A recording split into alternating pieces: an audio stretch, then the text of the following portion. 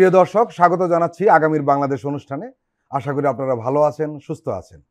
আজকে আমাদের সঙ্গে অতিথি হিসেবে রয়েছেন এক সময়কার প্রখ্যাত সাংবাদিক, এখন প্রধান উপদেষ্টার প্রেস সচিব জনাব শফিকুল আলম। আপনাকে স্বাগত। থ্যাংক ইউ ফরিদ ভাই।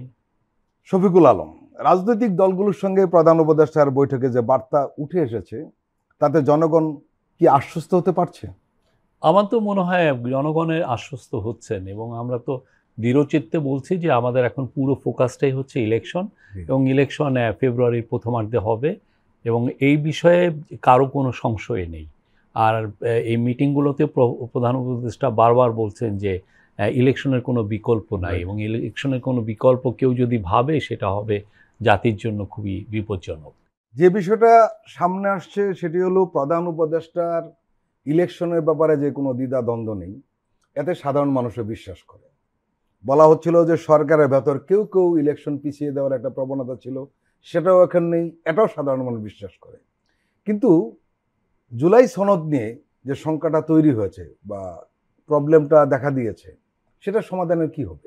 না, এটার ব্যাপারে আমার মনে হয় যে আমাদের যারা পলিটিক্যাল পার্টি, যারা জুলাই আন্দোলনে ছিলেন, তাদের যথেষ্ট ম্যাচুরিটি আছে। তাদের যে থিঙ্কিং পাওয়ার, তারা বাংলাদেশ নিয়ে যা ভাবেন, বাংলাদেশের রিফর্মের নিয়ে তাদের যে চিন্তা ভাবনা, আমরা মনে করি যে তারা যখন এটা নিয়ে ভালোভাবে নিজেদের মধ্যে আরও বেশি বৈঠক করবেন, কনসেনসাস কমিশনের সাথে বৈঠক করবেন, আমার মনে হয় যে এটা সেটেল হয়ে যাবে। এর আগেও কিন্তু অনেকগুলো ঘটনা ঘটেছে, অনেক ইস্যু এসেছে।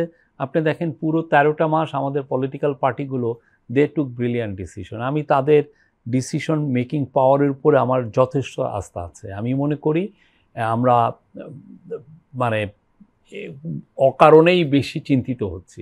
আমি চিন্তিত না। কিন্তু অনেকের অভিযোগ রয়েছে যে রাজনৈতিক দলগুলোর কথা সরকার শুনছে, কিন্তু সরকার রাজনৈতিক দলগুলোকে তার কথা শোনাতে পারছে না।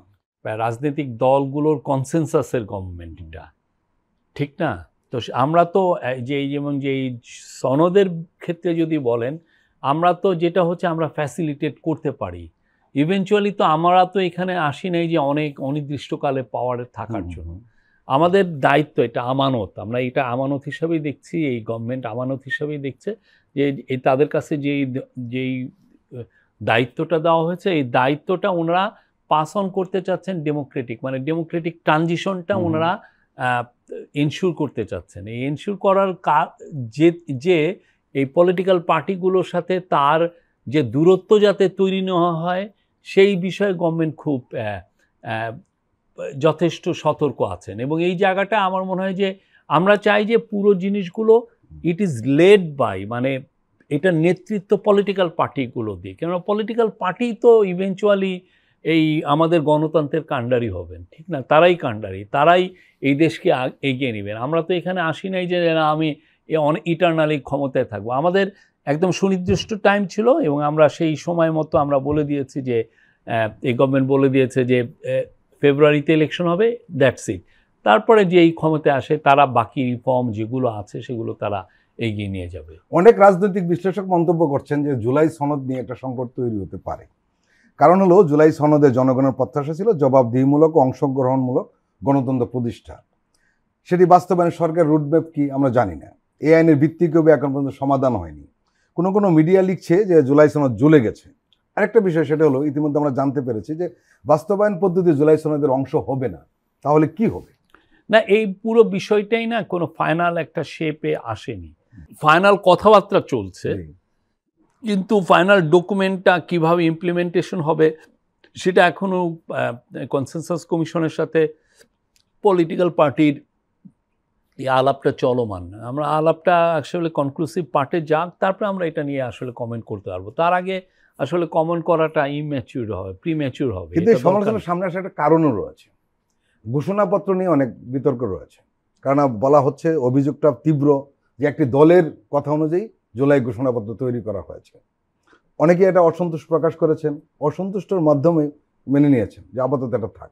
কিন্তু জুলাই সনদেও যদি একই অবস্থা দাঁড়ায় এই জুলাই ঘোষণাপত্রের মতো, দেখেন জুলাই সনদের মেন যে কনস্টিটিউশনাল পার্ট 19 পয়েন্টের মধ্যে ধরেন 17টাই কিন্তু সবাই নিয়ে গেছে, মানে একমত। সেখানে আপত্তি রয়েছে মূলত 7টা এটা নিয়ে প্রবলেম। না, নোট, 7টা। ওইটার কিছু দুই একটা নোট অফ ডিসেন্ট হ্যাঁ, আছে, বাট ওইটা এমন কিছু না। আর 2টা নিয়ে তো আমরা দেখলাম যে কথা কাটাকাটি হচ্ছে বা কথা চালাচালি হচ্ছে। সেটা হচ্ছে, একটা হচ্ছে পিআর নিয়ে, আর একটা হচ্ছে হলো কেয়ারটেকার গভর্নমেন্টের ফরমেশন, এগুলো নিয়ে একটা আছে। তা আমার মনে হয় না আমি আমাদের পলিটিক্যাল পার্টিগুলোর ডিসিশন মেকিং পাওয়ারের উপর আমাদের আস্থা আছে। তারা দেখেন পুরো 13টা মাস তারা স্থির ছিলেন, দেশের স্ট্যাবিলিটির কথা চিন্তা ভাবনা করেছেন। তারা দেখেন কোন রিভেঞ্জের যে পরিবেশ একটা ছিল, কিন্তু ওনারা তাদের পার্টির কর্মীদেরকে নিবৃত করেছেন। কিন্তু দেখেন বিএনপি, জামাত বা এনসিপি তাদেরকে কি পরিমাণ, মানে স্টুডেন্টদের কি পরিমাণ অত্যাচার করেছে হাসিনার গভর্নমেন্ট। সেই জায়গায় তারা দেশটাকে একটা কোলিশন করছে না, যে দেশটাকে শান্ত রাখার চেষ্টা করেছেন। তাদের যে এই যে ভূমিকাটা, এগুলো তো আনবিলিভেবল। এটা বাংলাদেশের হিস্ট্রিতে এটা একটা চিরস্মরণীয় একটা বিষয়।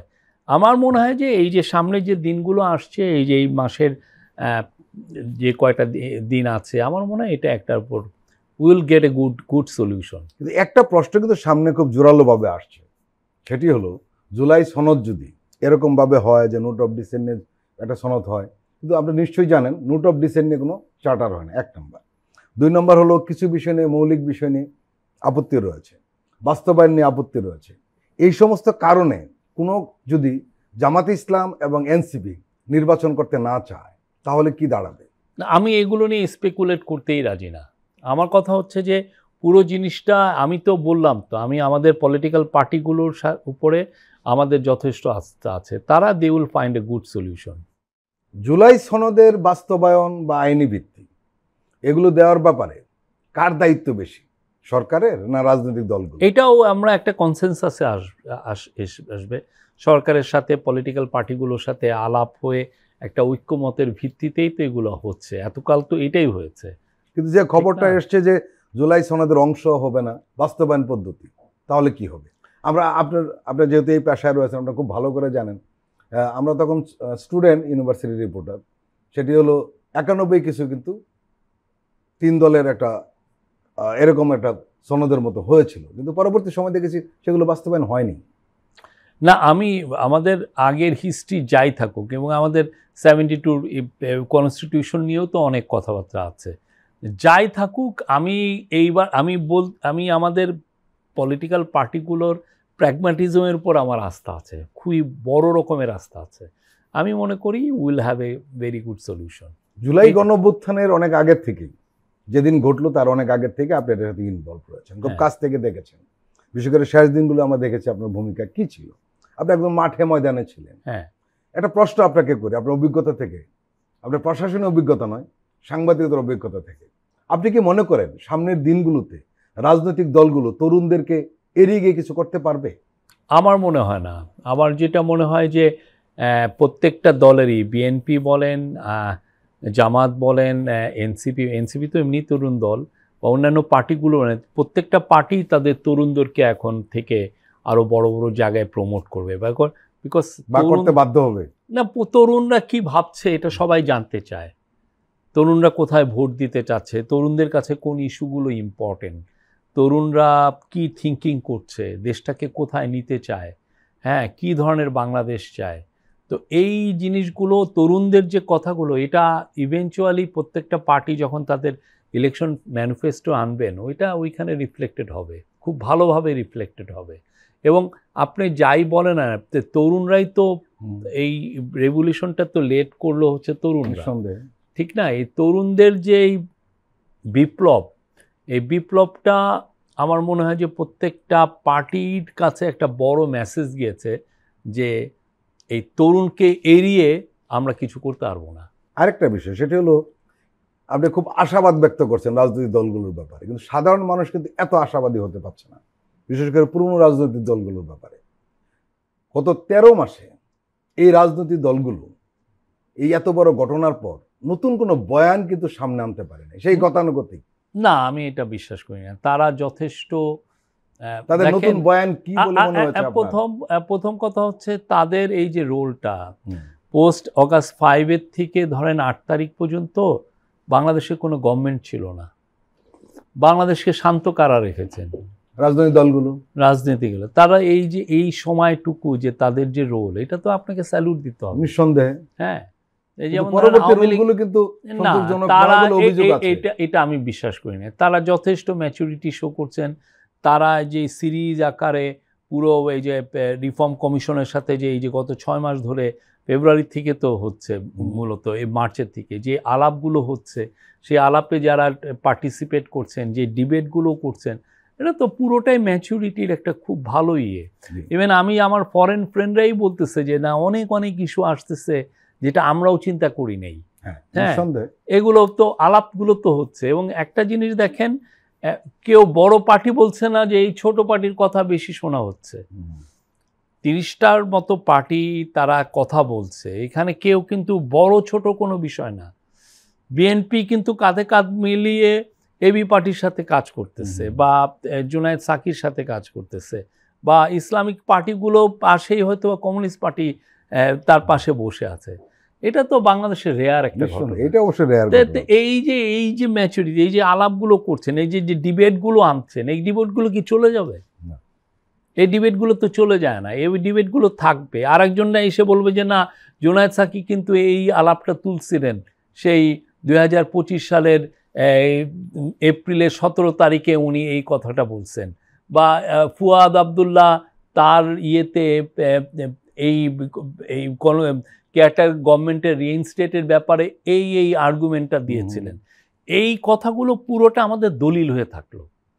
এই যে 6 মাসে তারা যে কাজগুলো, এটা অনেকগুলো হয়তো র্যাটিফাই হবে না, বাট যেই ডিবেটগুলো ওনারা করলেন, পুরোটা জাতির জন্য একটা সম্পদ হয়ে গেল। আপনার মনে, আপনি জানেন কিনা, আপনি ইয়েতে আছে, আমেরিকায় আছে আপনার এই যে এই ধরনের এই ডিবেটগুলো, ওরা যখন ওদের গভর্নমেন্টগুলো প্রথম আসলো 1776-এর পরে যে কনস্টিটিউশনাল ডিবেট, বিভিন্ন ডিবেট হয়েছে, ওগুলোকে ওরা সবই যে র্যাটিফাই করেছে, বাট ওই ডিবেটটা এখনও মানুষ পড়ে। ফেডারেলিস্ট পেপার, হ্যাঁ, ওইখানে জন জে, জেমস ম্যাডিসন,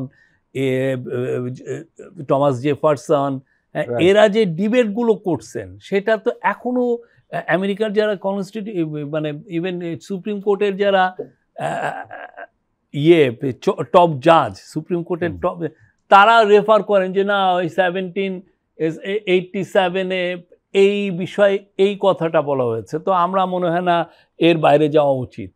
এই যে দেখেন 200-250 বছরের আগে, ঠিক তেমনি আমি যেটা হিস্টোরিক্যাল পার্সপেক্টিভে যদি দেখেন, এই যে যারা এই কনসেনসাস কমিশনের সাথে যে দিনের পর দিন ডিবেট করলেন, আমাদের ইসলামিক পার্টিগুলো, আমাদের কমিউনিস্ট পার্টিগুলো, আমাদের মধ্যপন্থী পার্টিগুলো, আমাদের বড় পার্টিগুলো, সব পার্টিগুলো, এই পুরো জিনিসগুলো থাকবে।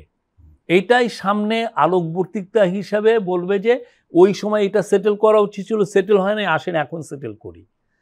আপনি যদি ভাবেন যে কোনো কনস্টিটিউশনাল ডিবেট 2 মাস, 3 মাস, 6 মাসে শেষ হয়, তাহলে আসলে কনস্টিটিউশনাল ডিবেটই হয় নাই। আমাদের এটা শুরু হয়েছে, এটা আরও সামনে আরও চলবে, এবং আমি মনে করি যে ইটস আমাদেরকে একটা আলোকবর্তিকা হিসেবে থাকবে। এটা যেই জিনিসটা হওয়া উচিত ছিল, তৈরি হয়েছে, যেই জিনিসটা হওয়া উচিত ছিল 73-তে, 72-তে, সেই জিনিসটা এখন হচ্ছে, and it is good, brilliant. আমি তো মনে করি, হ্যাঁ, আপনি হয়তো কেউ হয়তো হতাশ হবেন যে জুলাই চার্টার ঠিক মতো এটা আমাদের কথা রিফ্লেক্টেড হয় নাই, কিন্তু এই যে ডিবেটগুলো তো আছে, এগুলোকে কেউ তো সরিয়ে নিতে পারবে না। কে কি বললেন, কে কোথায় ডিসেন্ট দিয়েছেন, কার আর্গুমেন্টটা কি ছিল, হ্যাঁ, এবং যারা এখানে জয়েন করেছেন, এভরিওয়ান শুড বি মানে প্রেইজড, অ্যান্ড তাদেরকে স্যালুট করা উচিত, দ্য ওয়ে দে ডিবেটেড। হ্যাঁ, আমি তো বলবো এটা একটা লাইফ টাইম অপরচুনিটি। প্রিয় দর্শক, আমরা এখন একটি বিরতি নিচ্ছি, আপনারা আমাদের সঙ্গেই থাকবেন।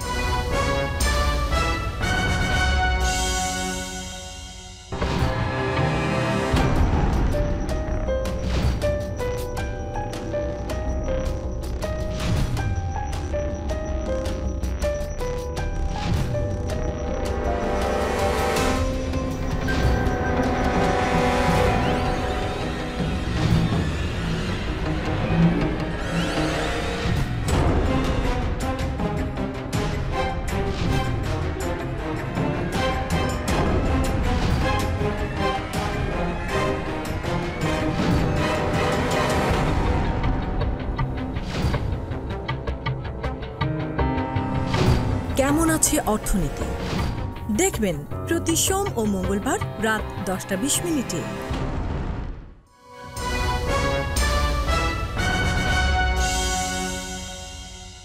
আবারও স্বাগত আগামীর বাংলাদেশ অনুষ্ঠানে। আজকে আমাদের সঙ্গে অতিথি হিসেবে রয়েছেন প্রধান উপদেষ্টা প্রেস সচিব জনাব শফিকুল আলম। আমরা গত 3 দিন ধরে অন্তত এদেশের মানুষ এক ধরনের উত্তেজনার মধ্যে ছিল, উদ্বেগের মধ্যে ছিল কতগুলো ঘটনার কারণে। নিঃসন্দেহে আপনারা খুব ব্যস্ত সময় কাটিয়েছেন। প্রেসিডেন্ট, প্রধান উপদেষ্টা ও সেনা প্রধানের সাম্প্রতিক বৈঠক নিয়ে নানা ব্যাখ্যা বিশ্লেষণ চলছে। সেই বৈঠকে কি আলোচনা হয়েছে আইএসপিআর বলেছে, আপনারা বলেছেন, এরপরও সেই আলোচনা শেষ হচ্ছে না। এই বৈঠকটির রাজনৈতিক গুরুত্ব কি? রাজনৈতিক গুরুত্বের চেয়েও কথা হচ্ছে যে সবাই আমরা আসলে যে ফোকাস আছি ইলেকশনে, সেটার একটা মেসেজ দেওয়া, যে আমাদের পুরো এনার্জি, আমাদের পুরো কার্যক্রম, আমাদের সিকিউরিটি ইস্যু সমস্ত কিছুই আমরা ফোকাস করছি যে আমাদের ইলেকশনটা ফেব্রুয়ারিতে, আমাদের এটা এবং জাতির জন্য এটা খুবই গুরুত্বপূর্ণ, এই মেসেজটা জানানো। এটা আপনি যদি দেখেন এইটাই, এই কনটেক্সটাই মেন এখানে। কিন্তু সমালোচকরা বলছেন যে এভাবে অংশগ্রহণ কোনো একটি বাহিনীর প্রধানের, সেটা কি রাজনৈতিক প্রক্রিয়া হস্তক্ষেপমূলক? না, উনি কি হস্তক্ষেপ করেছেন? আমাদের সুষ্ঠু ইলেকশনের জন্য তো আমাদের মিলিটারিকে আমরা অলরেডি প্রয়োজন এবং তাদেরকে ম্যাজিস্ট্রেসি পাওয়ারও দেওয়া হয়েছে। তো যেটা হচ্ছে যে এই যে আমরা এই সুষ্ঠু ইলেকশনের জন্য এই আমাদের কোথায় কোথায় গ্যাপ আছে, কোথায় কোথায় আমাদের এই আরও ডিপ্লয়মেন্ট লাগবে, এই আলাপগুলো তো আমাদের করতে হচ্ছে নিঃসন্দেহে। তো এখানে এই প্রশ্নটা উঠে কেন আমি তো বুঝি না। সবাই একটা বিশ্বাস করেন যে প্রধান উপদেষ্টা প্রফেসর মোহাম্মদ ইউনূস ফেব্রুয়ারি নির্বাচনে যে তারিখ দিয়েছেন বা রুটম্যাপ দিয়েছেন, তার কোনো ব্যত্যয় ঘটবে না। আপনি এক সংবাদ সম্মেলনে ফেব্রুয়ারিতে নির্বাচন হবে এই প্রত্যয় যোগ করে কথা বলেছেন। এর মানে সরকারের ব্যাপারে মানুষের কোনো আপত্তি নেই। কিন্তু এরপরও মানুষের মধ্যে এই প্রশ্ন কেন উঠছে যে ফেব্রুয়ারিতে নির্বাচন হবে? তো হিস্টোরিক্যাল একটা পার্সপেক্টিভ আছে। এটা হচ্ছে মানুষ আসলে গত 15 বছর তো ভালো ইলেকশন দেখেনি। ইলেকশন হয়েছে, ওইটা একটা ছিল ফার্স, হ্যাঁ, ওইটা একটা ধরেন তামাশা। এই তামাশার তো মানুষ দেখতে চায় না, মানুষ রিয়াল ইলেকশন দেখতে চায়, এবং রিয়াল ইলেকশনের জন্য মানুষ দেখতে চায় যে কাজগুলো ঠিক মতো হচ্ছে কিনা। সেই জন্য তার একটা কনসার্ন সবসময় থাকে যে এইখানে সিকিউরিটি ঠিক আছে কিনা, বা এই গভর্নমেন্ট পারবে তো, এই ধরনের। তা আমরা তো বারবার মেসেজ দিচ্ছি, আমরা ভেরি মাচ আমরা কাজটা ভালোভাবে করছি। আমরা বলছি যে 8 লক্ষর মতো সৈন্য থাকবে, মানে পুলিশ এবং ইয়ে মিলে, এবং আর্মি প্রথম দিকে আমাদেরকে বলেছিলেন যে তারা সব মিলে 60,000-এর মতো ডিপ্লয়মেন্ট করবেন। এখন তো আমরা শুনছি যে 80 থেকে 1 লাখ পর্যন্ত যেতে পারে। তো এইটা আমরা চেষ্টা করছি বাড়াতে। আর অন্যান্য আমরা আইডেন্টিফাই করতেছি কোথায় কোথায় সমস্যা হতে পারে, সেরকম vulnerable voting booth, voting centre আমরা চিহ্নিত করছি। তো সব মিলে কিন্তু ওই যে মানুষ যেটা হচ্ছে ঘর পোড়া গরু আছে না, সেই রকম একটা। বাট আমরা তাদের সবাইকে আশ্বস্ত করি ইলেকশন খুব ভালো হবে, ইলেকশন নিয়ে কোনো চিন্তা করার কিছু নেই। শফিকুল আলম, মানুষের এই আশঙ্কার কিন্তু একটা কারণও রয়েছে, একেবারে অমূলক আশঙ্কা তা নয়। কারণ হলো নির্বাচনের জন্য লেভেল প্লেইং ফিল্ড আছে কিনা এই প্রশ্ন বড় আকারের সামনে আসছে। বিভিন্ন জায়গায় সহিংস ঘটনা এই প্রশ্নটিকে আরও দানা বেঁধেছে। রাজনৈতিক দলগুলো কিংবা তাদের ছাত্র সংগঠনগুলো অথবা নিজেদের মধ্যেই যেভাবে সহিংসতা জড়িয়ে পড়েছে, জাতীয় নির্বাচন তাহলে কিভাবে সুষ্ঠু হবে এই প্রশ্ন তো উঠতেই পারে না। আমার মতে কি, লেভেল প্লেইং ফিল্ডটা আপনি যাচাই করবেন কখন? আপনি যখন তফসিল ঘোষণা করা হবে বা তার আগেই আপনি যখন দেখবেন যে আপনার নির্বাচন করতে এসছেন, আপনাকে বাধা দিচ্ছে কিনা, আপনার প্রতি বৈরী আচরণ করছে কিনা মাঠ প্রশাসন, সেগুলো তো আগে দেখবেন। কিন্তু তার আগেই আপনি যদি মানে জাজমেন্ট দিয়ে দেন, ভার্ডিক্ট দিয়ে দেন, তাহলে তো আর হয় না। তা আমরা এই জন্য সবাইকে বলবো, আপনারা দেখেন আমরা কতটুকু নিউট্রাল আচরণ করি, আমরা লেভেল প্লেইং ফিল্ড এনশিওর করি কিনা। আমরা তো চাচ্ছি যে পুরো বাংলাদেশে দেশি এবং বিদেশি মিলে 2 লক্ষ অবজারভার আসুক, তারা নিজেরা দেখুক, তারা বলুক, তারা মাঠে দাপিয়ে বেড়াক এবং বলুক যে আমরা কি লেভেল প্লেইং ফিল্ড এনশিওর করছি কিনা। এটা এখন যতক্ষণ না আপনি দেখছেন আর যতক্ষণ না ক্যাম্পেইন ফুল ফোর্সে শুরু হচ্ছে, ততক্ষণ আসলে এই আলাপটা আসলে করাটাই অমূলক আমি মনে করি। 5ই অগাস্টের পর অনেক কিছু বদলে যাবে, এই আশাবাদ মানুষের ছিল। ভোট কেন্দ্র পাহারা দেওয়ার পুরনো কালচার থেকে আমরা কি বের হতে পারবো না? দেখেন, ভোটের যে আস্থার সংকট, এটা আমাদের পুরনো একটা সমস্যা। এই সমস্যাটা যে হঠাৎ করে চলে যাবে তা না, বাট একটা জিনিস আমরা দেখেছি, আগে ভোট যদি উৎসব মুখর হয়, আমাদের পুরো জনগণ যদি পার্টিসিপেট করে, হ্যাঁ, ভোটের মধ্যে, এবং যদি এটা অ্যাটমসফিয়ারটা যদি কম্পিটিটিভ হয়, সবাই যদি একদম তার সমস্ত ইমোশন, সমস্ত এনার্জি দিয়ে পার্টিসিপেট করে, তাহলে হয় কি, এই ক্ষুদ্র দুই একটা শক্তি কিছুই করতে পারবে না। মানুষ যদি এটাকে উৎসব হিসেবে নেয়, আমি যদি আমার ছেলেকে নিয়ে যাই, দেখো বাবা, আমি ওকে বাইরে রেখে, আমি ভোটিং কেন্দ্রের বাইরে রেখে আমি ভোটটা দিয়ে আসলাম, বা ভোট দেওয়ার পরে আমি এসে আবার মানুষজনের সাথে গল্প করছি, সে দেখতেছে যে এটা একটা মানে সেলিব্রেশন অফ ডেমোক্রেসি। এই যে সবাই মিলে যদি আমরা সেলিব্রেশনটা করি, আমার মনে হয় না খুব কেউ কিছু করতে পারবে। বাংলাদেশের এই হিস্ট্রি আছে, এরকম ইলেকশন কি আমাদের হয় নাই? আমরা 91টা একটু দেখেছি। 91টা কত ব্রিলিয়ান্ট এলে, 91 কেন, 96 খারাপ হয়নি, বা 2001 কি খারাপ হয়েছে? আমি তো মনে করি খুবই ভালো হয়েছে। এই সময় একটা সঠিক ও সুন্দর নির্বাচনের জন্য সবচেয়ে দায় বেশি কার, সরকারের নাকি রাজনৈতিক দলগুলোর? আমাদের তো অবশ্যই, আমাদের রেসপন্সিবিলিটি হচ্ছে সিকিউরিটি ঠিক করা, মাঠ প্রশাসনকে ঠিক করা, প্রত্যেকটা জিনিসকে ইলেকশন যারা অবজারভার আছে তারা যেন খুব ভালো মতে ইলেকশন অবজারভেশন কাজটা করতে পারেন, সেটাকে ঠিক করা, এবং যারা মাঠ প্রশাসন, সিকিউরিটি প্রশাসন ঠিক করে লেভেল প্লেইং ফিল্ড এনশিওর করা, এটা তো আমাদের দায়, এবং আমরা এই কাজটা ভালোভাবে করার চেষ্টা করছি। আমাদের এখন পুরো ফোকাসটাই ওইখানে। কিন্তু at the same time political পার্টিগুলোরও দায়ী হচ্ছে যে তারা যাতে জিনিসটাকে উৎসব মুখর করা, মানুষকে যত বেশি মানুষ পার্টিসিপেট করে, সবাই যেন একটা ফিলিং পায় যে না, আমি আমার ইলেকশন ভোট কেন্দ্রে আমি উৎসব মুখর পরিবেশে যে ভোট দিতে পারবো, সেই যাতে কমিউনিটি পার্টিসিপেশনটা বাড়ানো, জনগণের দৌড়ে দৌড়ে যাওয়া, সবাইকে উদ্বুদ্ধ করা ভোট দানে, এটা তো তার। অনেকে বলছেন যে এই সময়, এখন বর্তমান যে সরকার যে অবস্থা রয়েছে, অথবা গণঅভ্যুত্থানের পর যে একটা পরিবেশ তৈরি হয়েছে, আসলে একটা সুষ্ঠু এবং সুন্দর নির্বাচন রাজনৈতিক দলগুলো চাইলেই হতে পারে। না, আমি মনে করি হবে, খুব ভালোভাবে হবে। কিন্তু রাজনৈতিক দলগুলোর ব্যাপারে মানুষের আশাবাদ কিন্তু তত না। এটা ওই যে আগে আওয়ামী লীগ আমলের যে ভয়টা কিছু রয়ে গেছে, বাট আমি মনে করি এটা তো সেপ্টেম্বর, এই মাসের শেষে ধরেন বৃষ্টি কমে আসবে, মনসুন অফিসিয়ালি শেষ হয় সেপ্টেম্বরের শেষে। মনসুন যদি মানে রেইনি সিজন যদি শেষ হয়ে যায়, ঠান্ডার দিন শুরু হবে, দেখবেন যে পুরো জাতি ইলেকশন এর উৎসবে ব্যস্ত হয়ে পড়েছে। কিন্তু এই উৎসবকে দমানোর জন্য বা কমানোর জন্য আপনি জানেন যে একটি গোষ্ঠী দেশে এবং বাইরে সক্রিয় রয়েছে, কিন্তু ইদানিং বাইরের চেয়ে দেশেই বেশি সক্রিয়তা আমরা লক্ষ্য করছি। আপনি জানেন যে কেউ কেউ বলার চেষ্টা করেন যে দেশের উপর দিয়ে একটা ঝড় বয়ে যাচ্ছে, ঝড় আসলে প্রয়োজন হয় আমার সম্পদগুলো রক্ষা করা, জুলাই অভ্যুত্থানের আকাঙ্ক্ষা চেতনা রক্ষা করা ছিল এই সরকারের প্রধান কাজ। সরকারের দায়িত্ব নেওয়ার পর মানুষের মধ্যে যে উচ্ছ্বাস উদ্দীপনা ছিল সেটি এখন স্তিমিত হয়ে যাচ্ছে, এরকমের অভিযোগ রয়েছে।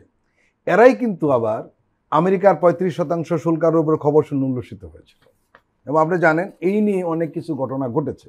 এই নিয়ে তারা সরকারকে ব্যাঘাতে ফেলতে কম চেষ্টা করেন, আমরা জানি। পরে শুল্ক যখন 20%-তে নেমে আসলো, তখন তারা হতাশ হয়েছে, কিন্তু তাদের তৎপরতা কিন্তু থেমে নেই। না, তারা এই গভর্নমেন্টকে মানে আমি তো মনে করি যে এই গভর্নমেন্টের স্বল্প সময়ে যে অ্যাচিভমেন্ট, আপনি আমাকে একটা পুরো বড় রকমের ভূমিকম্প পীড়িত একটা ইকোনমি আমাকে দিলেন, আমি সেই জায়গায় যেই জায়গায় নিয়ে আসছি এই গভর্নমেন্ট, এটা তো অ্যামেজিং একটা কাজ। কিন্তু এরা প্রতিটা জিনিসে এক ধরনের মানে যেটা হচ্ছে কি এক ধরনের কোশ্চেন মার্ক দিতে চাচ্ছে যে এই সরকার দুর্বল, অথবা এখন সবল সরকার দরকার, এই টাইপের ন্যারেটিভ ওনারা কেউ পুশ করতে, আমরা এটা দেখছি, খুব স্পষ্টভাবেই দেখছি।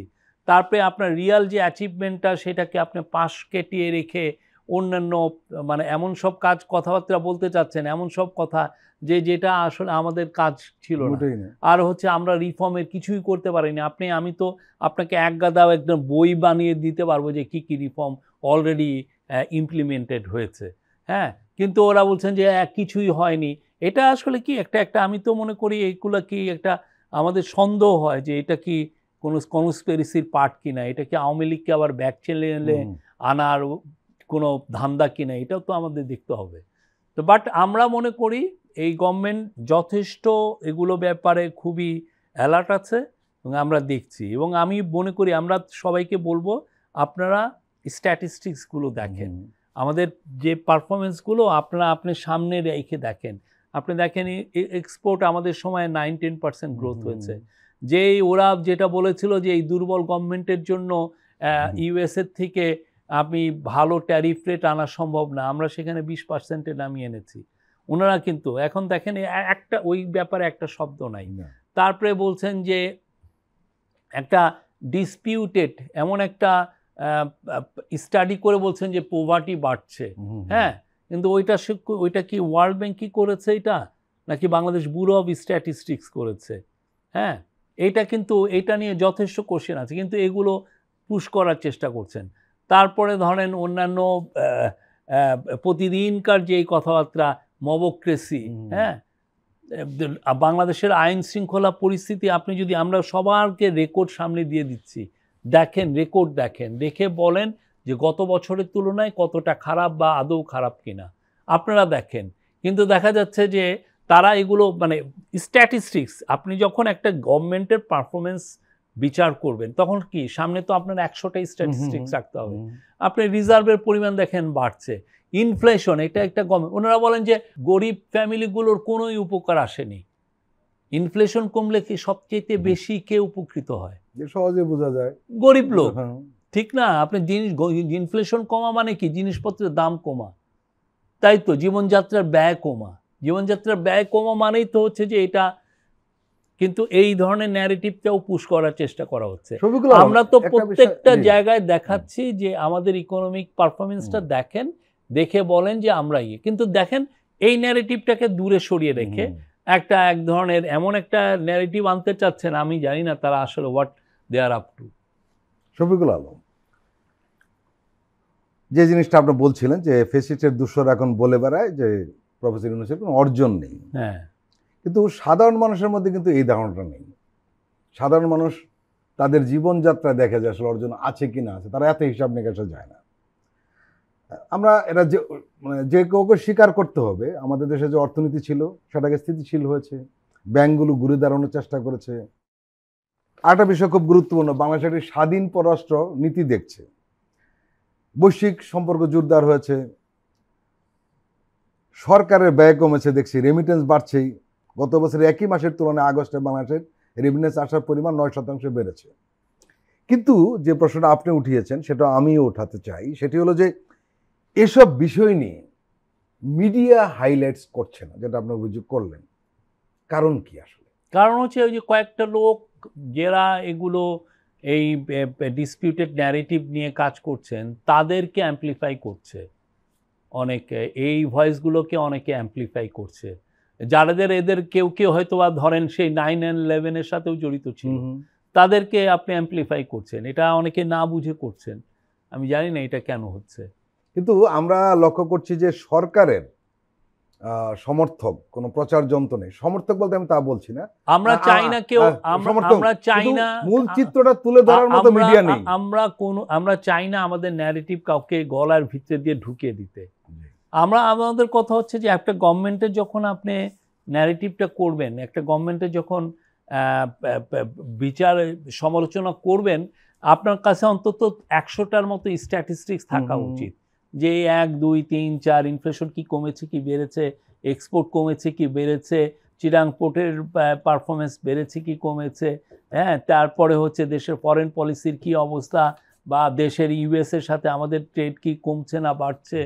আপনি তো আপনার 100টা স্ট্যাটিস্টিক্স, ব্যাংকিং সেক্টরে হেলথ কি রিগেন হয়েছে কি হয়নি, হ্যাঁ, আপনার তো প্রত্যেকটা সেক্টর ধরে ধরে আমরা সবাইকে বলি আসেন দেখেন আমরা what professor Yunus's government has achieve, আপনি দেখেন। তা না লেখে যেটা হচ্ছে যে কিছু কিছু লোক আছে যে এই নিউজ পেপারকে খুব ভালো সুন্দর কোড দিয়ে দিতে পারেন, হ্যাঁ, যে না না এক্সপোর্ট দেখা যাচ্ছে এক্সপোর্ট ভালো হয়েছে, উনি বলেন যে না না এক্সপোর্ট ভালোটা আসলে নিউজ না, নিউজ হচ্ছে এইটাকে ফোকাস করো, অর্ডার কমে যাচ্ছে এটাকে ফোকাস, অর্ডার যদি কমে তাহলে এক্সপোর্টটা বাড়ে কিভাবে? প্রিয় দর্শক, আমরা আবার একটি বিরতি নিচ্ছি, আপনারা আমাদের সঙ্গেই থাকুন।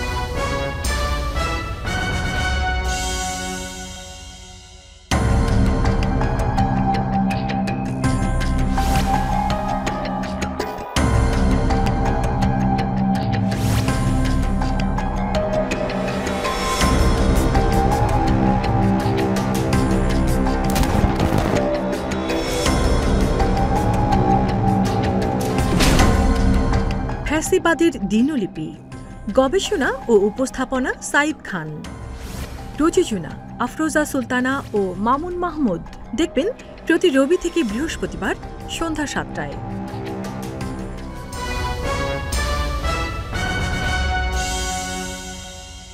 প্রিয় দর্শক, আবারও স্বাগত আগামীর বাংলাদেশ অনুষ্ঠানে। আজকে আমাদের সঙ্গে আলোচনায় রয়েছেন প্রধান উপদেষ্টার প্রেস সচিব জনাব শফিকুল আলম। শফিকুল আলম, আপনি সাংবাদিকতায় ছিলেন, প্রেস সচিবের দায়িত্ব পালন করছেন, এই কারণে কিছু প্রশ্ন আপনাকে আমরা করতে চাই।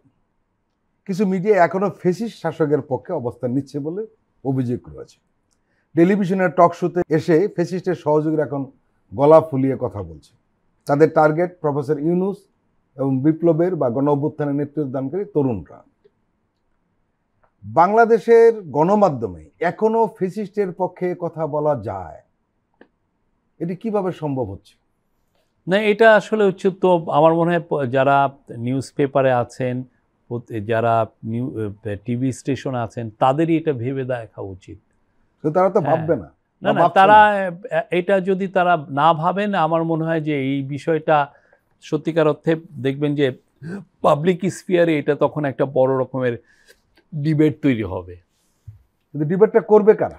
না, এটা ডিবেট তৈরি হবে, কেননা আপনি যারা ফ্যাসিস্ট, যারা হাসিনার খুনকে এনাবলিং করেছেন, তাদেরকে আপনি যদি আবার নতুন করে তাদের ভয়েসকে অ্যাম্পলিফাই করেন, তাহলে তো আপনি ফ্যাসিজমকেই তো আবার এমবোল্ডেন করবেন, ঠিক না? আর একটা হচ্ছে যে তারা তো ফ্যাসিজমের কথা বলছে না, তারা আউটরাইট মিথ্যা কথা বলছে। তো একটা নিউজ পেপার বা একটা টিভি স্টেশনের কি দায়িত্ব মিথ্যাকে প্রোপাগেট করা? ওটা অদ্ভুত ব্যাপার, আপনি লক্ষ্য করেছেন নিশ্চয়ই। তারা যখন আসছে, তারা সোশ্যাল মিডিয়ায় কে কি বলছে সেটাকে রেফারেন্স দিয়ে প্রশ্ন করছে, আবার সেই রেফারেন্স নিয়ে জবাব দিচ্ছে। এটা অদ্ভুত ব্যাপার। এখন আমাদের এটা মনে হয় যে আমরা মিডিয়া ফ্রিডমে বিশ্বাস করি। প্রত্যেকটা মিডিয়া হাউস তার ফ্রিডমকে আপহোল্ড করা উচিত, অ্যাট দ্য সেম টাইম তার বোঝা উচিত যে আমি কি রেসপন্সিবল জার্নালিজম করছি কিনা। রেসপন্সিবল জার্নালিজম মানে যে আপনি আমাকে প্রশংসা করবেন তা না। রেসপন্সিবল জার্নালিজম হচ্ছে আপনি যাতে মিথ্যাকে আপনি স্প্রেড করার বাহন যাতে না হন। তো তা এখন এইটা কি রেসপন্সিবল জার্নালিজম কিনা? আপনার নিজে নিজে সেলফ রেগুলেশন করে, সেলফ রিয়ালাইজেশন করবে না। না, করবে না। দেখেন, এই হাসিনার আমলেও অনেকে ভাবছিলেন যে এইভাবে বলে পার পাওয়া যায়, পার তো পায় নাই, ঠিক না?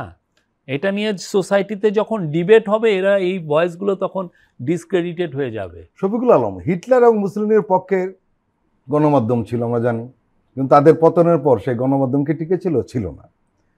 এবং তাদের পক্ষে কথা বলার এখনো কিন্তু সুযোগ নেই, কিন্তু তাদের সমর্থক রয়েছে, কিন্তু কথা বলার সুযোগ নেই। কিন্তু বাংলাদেশে এই কথা বলার সুযোগটা তৈরি হয়েছে গত 13 মাসের মধ্যেই। তরুণরা এর জন্য কিন্তু আপনাদের দায়ী করে। ধরেন আমি যদি মিডিয়া একটা হাউসকে শাটডাউন করে দেই, বন্ধ করে দেই, তাহলে হয় কি 500টা চাকরি চলে গেল, 2000 চাকরি চলে গেল, 1000। সেটার জায়গায় একটা আইডিয়া হচ্ছে যে রেভলিউশন হয়েছে, দেশে একটা ফ্রিডম অফ স্পিচের একটা বার্তা সবাই পেয়েছেন যে না সবাই ফ্রিডম। এবং আমরা মনে করেছি যে একটা মিডিয়া যদি থাকে, আপনি তো ওয়েস্টার্ন মিডিয়ার উপর, আপনি মিডিয়া উপরে পড়ালেখা করেছেন, ওয়েস্টার্ন মিডিয়াও কিন্তু ইভলভ হয়। যে আজকে ধরেন ইলিবেরাল ভয়েস ছিল, সেই যে আবার তার ভয়েসটা জন্য সবাইকে অ্যাট্রাক্ট করবে না, সে যে ইভলভ হয়ে বেটার ভয়েস হবে না, ইউ নেভার নো। এই কাজটা তো ওয়েস্টার্নে প্রায়ই হয়। আপনি সম্ভবত সেটাই আশা করেছিলেন। না, এটা অনেক ক্ষেত্রে আমরা সাকসেসফুল হয়েছি। অ্যাটলিস্ট তো বলতে পারি যে 5 থেকে 10,000 জব তো কাট হয়নি। না, আমরা যে বিষয়টা, যে প্রশ্নটা আমি আরো নির্দিষ্ট করে করি, সেটি হলো প্রফেসর ইউনূস ক্ষমতায় এসেই বলেছিলেন যে আমারও সমালোচনা করুন, যার কারণে আমরা একটা ব্যতিক্রম ঘটনা ঘটেছে এই টেলিভিশনে, বাংলাদেশ টেলিভিশনে, এই অনুষ্ঠানে এই অন্তর্বর্তীকালীন সরকারের প্রচণ্ড সমালোচনা হচ্ছে এবং আমরা কখনো কোনো বাধার সম্মুখীন হচ্ছি না। অন্যান্য মিডিয়াতেও একই কাজ করতে পারত, যে সরকারের সমালোচনা করতো, তার ভুল ত্রুটি ধরিয়ে দিতে পারত। কিন্তু আপনারা তো একটা জিনিস দিতে পারতেন যে ফ্যাসিস্টের পক্ষে বলা যাবে না, আর যা ইচ্ছা তা করেন। এই জায়গাটা আপনারা গেলেন না কেন? না, আমরা তো এটা বলছি সবাইকে, এটা আমরা সবাইকে বলছি যে যারা যদি এই কাজটা করেন তাহলে আমাদের জনগণ এই জিনিসটাকে ওরা তো দেখছে। এটা এখন আমি যদি টোটালি তার এগেনস্টে যাই, তারা আবার ওই যে বলবেন যে আমাদের দেশে কথা বলার কিছু নাই, এই টাইপের কথা বলবেন। আমাদের কথা হচ্ছে যে আপনি যেই কথাই বলেন মিথ্যা বলতে পারবেন না, মিস ইনফরমেশন ছড়াতে পারবেন না। Disinformation, miss information can kill people. এই জায়গাটায় আমরা সবাইকে বলছি রেসপন্সিবল জার্নালিজম করতে, সেলফ রেগুলেশন করতে। এই জায়গাটা যদি না হয়, হয়তো আমরা চলে যাব কয়েক মাস পরে, ভবিষ্যতের গভর্নমেন্ট কিন্তু তখন বলবে যে ওকে, আমরা দেখছি যে আমাদের বারবার বলার পরেও যখন এই কাজটা হচ্ছে না, তখন তারা তো দে উইল বি, মানে এমন হতে পারে তারা আবার আমরা তো একটা পত্রিকা, একটা টিভি স্টেশন আমরা বন্ধ করিনি, বরং বন্ধ যেগুলো ছিল সবগুলোকে ওপেন করে দেওয়া হয়েছে। এখন ভবিষ্যৎ গভর্নমেন্ট কি সেই ধরনের টলারেন্স দেখাবে কিনা আই হ্যাভ ডাউট। আপনি এই পেশায় দীর্ঘদিন ধরে রয়েছেন। আসলে আমরা যারা এই গণমাধ্যমে খুব ক্লোজলি কাজ করছি বা করেছি, তারা কিন্তু একটা জিনিস লক্ষ্য করেছি নিশ্চয়ই, সেটি হলো যে আসলে গত 15 বছরে সাংবাদিকতা বাংলাদেশে আসলে খুব নিচে চলে গিয়েছে। আগের যে সাংবাদিকতা বা সাংবাদিকতার মান বলুন বা যে সমস্ত ব্যক্তি এখানে কাজ করছেন, সবই কিন্তু এলোমেলো হয়ে গিয়েছে। এই যে পেশার বা এই পেশাদারিত্বের যে অবনমন, এটাও কিন্তু একটা প্রভাব পেরেছে এখন বর্তমানে। আপনার কি মনে হয়? এটা আমি যেটা দেখছি, আমি পার্সোনালি, এটা ভেরি মাচ পার্সোনাল, কেউ পড়ছেন না, পড়ালেখা করে হচ্ছেন না। এবং খুব মোটা থেকে একটা অভিযোগ আসে সাংবাদিকদের বিরুদ্ধে যে সম্ভবত সাংবাদিকদের 95%ই পড়াশোনা করেন না। এসে আমাদের খারাপ লাগে, যেহেতু সাংবাদিকরা যারা রাতের বেলায় টিভিতে এসে বলেন বা ইউটিউবে, তারা অনেক পলিটিশিয়ানের মতো কথা বলে, রাইট? তার পুরো বক্তব্য হচ্ছে পলিটিশিয়ান। হ্যাঁ, এই ধরনের আপনি খুব এটা মানে বাইরে এটা চিন্তা করতে পারেন একটা সাংবাদিক কি এই কথা বলে কিনা।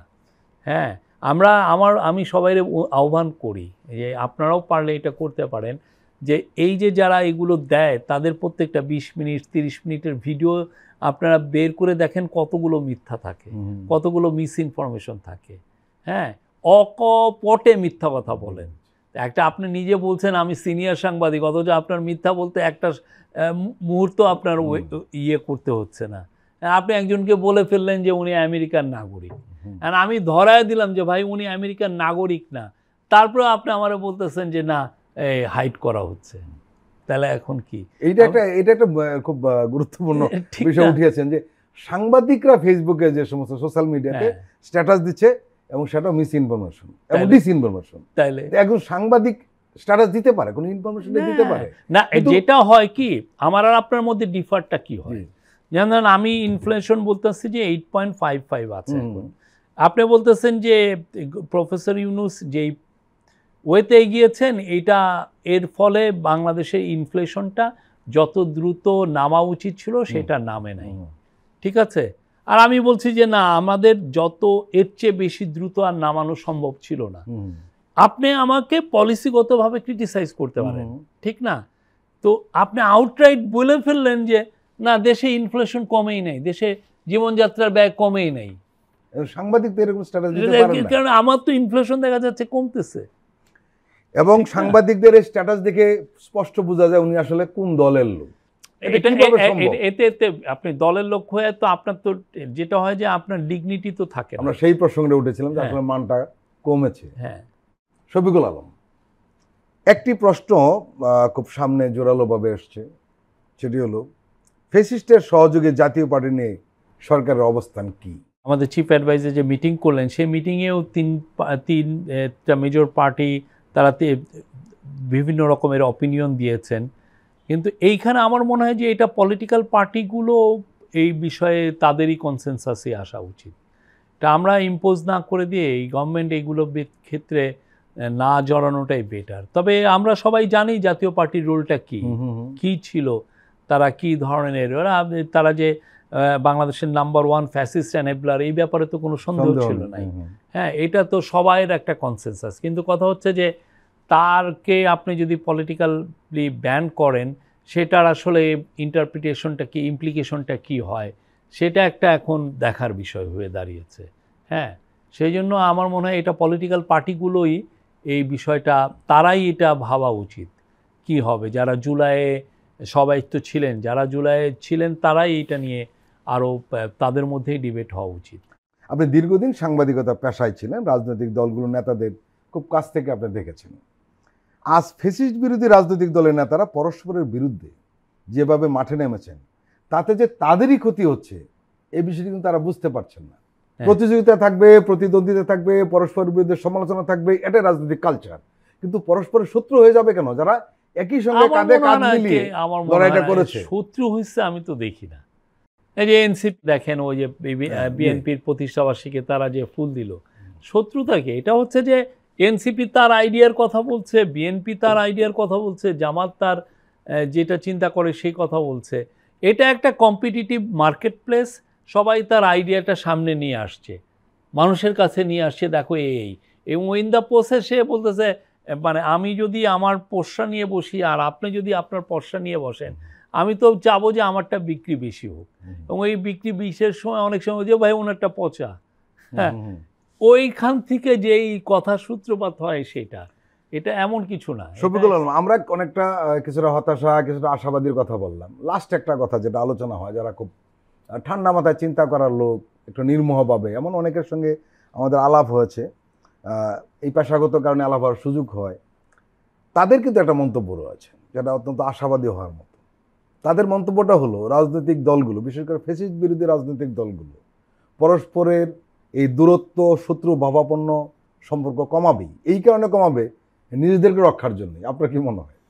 না, অবশ্যই, কেননা ফ্যাসিজম তো যে কোনো সময় তার আগলি চেহারাটা আবার দেখাতে পারে। বিপদে পড়বে তারা। হ্যাঁ, বিপদের চেয়েও হচ্ছে যে এই ফ্যাসিজমকে আর উঠতে তো দেওয়া যায় না, দেশকে ডেমোক্রেটিক রাখতে হবে। সেই জন্য সবাই যখন দেখে যে এইটার ডেঞ্জারের সময়ের বিষয়টা হলে সবাই তখন দে ক্লোজ র্যাঙ্কস, তখন সবাই এক হয়ে যান।